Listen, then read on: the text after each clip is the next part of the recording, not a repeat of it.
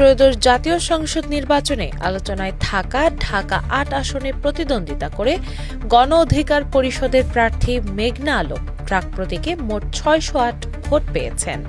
এই আসনে বেসরকারিভাবে বিজয়ী হয়েছেন বিএনপি প্রার্থী মির্জা আব্বাস উদ্দিন আহমেদ। তিনি তার নিকটতম প্রতিদ্বন্দ্বী এনসিপির প্রার্থী মোহাম্মদ নাসির উদ্দিন পাটোয়ারীকে ৫,০০০-এরও বেশি ভোটে পরাজিত করেন।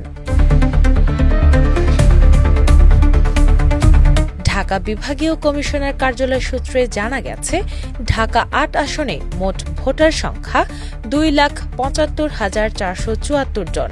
এর মধ্যে ত্রয়োদশ জাতীয় সংসদ নির্বাচনে ভোটাধিকার প্রয়োগ করেন ১,২০,৪৮৪ জন। এ সময় ২,৮১৭টি ভোট বাতিল হয়। ফলে বৈধ ভোটের সংখ্যা দাঁড়ায় ১,১৭,৬৬৭টি।